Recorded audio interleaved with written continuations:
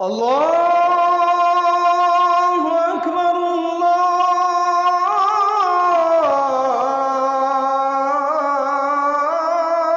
আল্লাহু আকবার।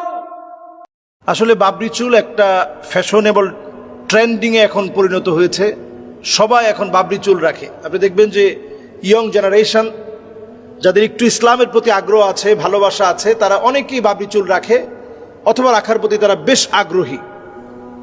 এই আগ্রহের ক্ষেত্রে আমরা তাদের আগ্রহের কমতি দেখতে চাই না, বরং তারা রাখুক।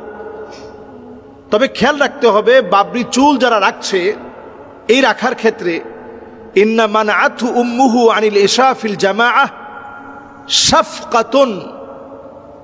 শাফাকাতুন মানে হচ্ছে, যদি মা আপনাকে এশার নামাজটা জামাতের সাথে পড়তে শুধুমাত্র শাফাকাতুন মানে দয়ার দিকে দৃষ্টি করে, যে আমার ছেলে রাত্রে নামাজে যাবে, কষ্ট হয়ে যাবে, অথবা ফজরে নামাজে আসবে, কষ্ট হয়ে যাবে, এই দিক বিবেচনায় যদি আপনার মা এশার নামাজ জামাতে পড়া থেকে আপনাকে নিষেধ করে, নবীজি বলছেন লাম ইউতিহা, তার আনুগত্য করা যাবে না। এই ক্ষেত্রে আপনি আপনার মায়ের আনুগত্য করবেন না, কারণ তিনি আপনাকে এমন বিষয়ে বলছে যে বিষয় আল্লাহ রাব্বুল আলামিন আপনার জন্য নির্ধারণ করেছেন, যে বিষয়টা সুন্নতে মুআক্কাদা। সুতরাং এটা আপনি মায়ের কথায় বাদ দিতে পারবেন না। এখন আসেন বাবরি চুল রাখা, এটা নবীজি সাল্লাল্লাহু আলাইহি ওয়াসাল্লামের সুন্নাহ, তবে আদা। স্বাভাবিকভাবে নবীজির চুল কখনো কখনো কাঁধ পর্যন্ত হতো, কখনো কখনো ঘাড় পর্যন্ত হতো, কখনো কখনো এই কান পর্যন্ত হতো।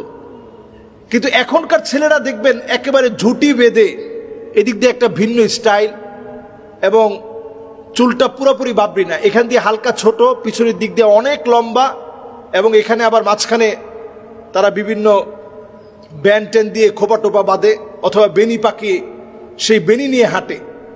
এটা স্পষ্ট রকম নবী সাল্লাল্লাহু আলাইহি সাল্লাম নিষেধ করে গিয়েছেন, এবং নবীজি বলেছেন লাআনাল্লাহুল মুতাশাব্বিহিন বিররিজালি মিনান নিসা।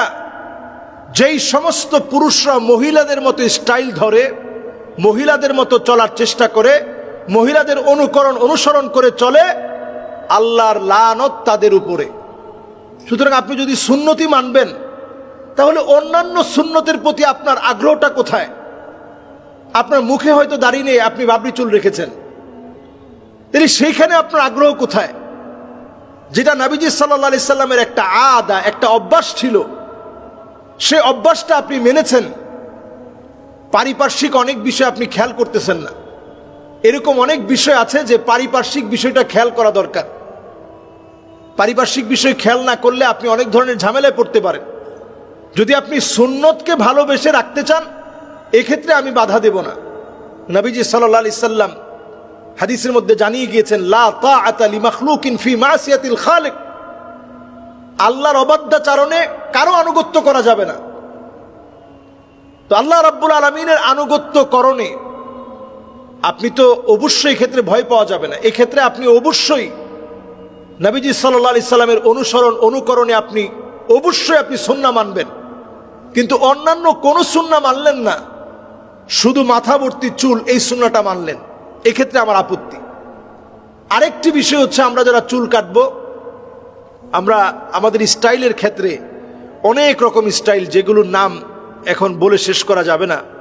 এর মধ্যে একটি স্টাইল সেই বুখারী সেই মুসলিমে পরিষ্কারভাবে 2120 নং হাদিস, সই মুসলিমের সই বুখারীর 5921 নং হাদিস, নবী সাল্লাল্লাহু আলাইহি সাল্লাম বলছেন নাহান নবী সাল্লাল্লাহু আলাইহি সাল্লাম আনিল কাজা। নবীজি কাজা স্টাইলে চুল কাটাকে সম্পূর্ণরূপে নিষিদ্ধ করেছেন।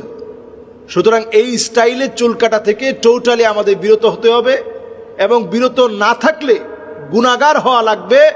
মান তাশাব্বাহা বিকাউমিন ফাহুয়া মিনহুম। এই জাতীয় যে স্টাইলগুলো আছে, একদিকে অনেক বড়, ডানে বামে পিছনে নাই, এটাকে কাজা বলা হয়। এই কাজা স্টাইলে চুল কাটা, নবীজি এটাকে ইহুদিদের স্টাইল বলেছেন। এখন ম্যাক্সিমাম লোকেরা আমরা এই স্টাইলে চুল কাটি। ওমরা অথবা হজে চুল পুরাটা আপনি হলক করে ফেলা, বা পুরাটা চেষে ফেলা, বা মুন্ডানো, এটাও ইসলামের একটা হালাল পদ্ধতি। তবে সবসময় আপনি চুল মুন্ডিয়ে রাখবেন না। আপনি চুলগুলো রাখবেন, সকল দিকগুলো সমান থাকবে, সৌন্দর্য বর্ধিত হবে, দেখলে আপনাকে সুপুরুষের মতো মনে হবে। আমরা দেখবেন আমাদের দেশের আর্মিরা যেভাবে চুল কাটে, তাদেরকে বেশ সুঠামদেহী, দায়িত্বশীল এবং সুপুরুষের মতো এটা মনে হয় তাদের চুল কাটা দেখলে।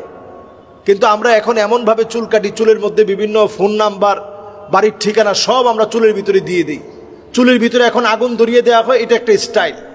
এমনকি চুল কাটতে গিয়ে খুঁট দিয়ে পোজ দেওয়া হয়, এদিক দিয়ে কেটে রক্ত ঝরতেছে, এটা এখন স্টাইল হয়ে গেছে। এই সমস্ত ট্রেন্ডিং স্টাইল আমাদেরকে জাহান্নামের দিকে নিয়ে যাবে। খবরদার যুবকেরা, আমাদের সময় হয়েছে ফিরে আসার। বাদা আল ইসলাম গরিবান ওয়া সায়াউদু গরিবান তুবা লিল গুরাবা। ইসলাম এসেছে ব্যতিক্রম কিছু যুবকদেরকে দিয়ে, আবার ব্যতিক্রমদেরকে দিয়েই ইসলাম বিজয়ী হবে। আল্লাহ রাব্বুল আলামিন আমাদের যুবকদেরকে ব্যতিক্রম যুবক হিসেবে আল্লাহ তাআলা কবুল করুক। আসসালামু আলাইকুম ওয়া রাহমাতুল্লাহি ওয়া বারাকাতুহু।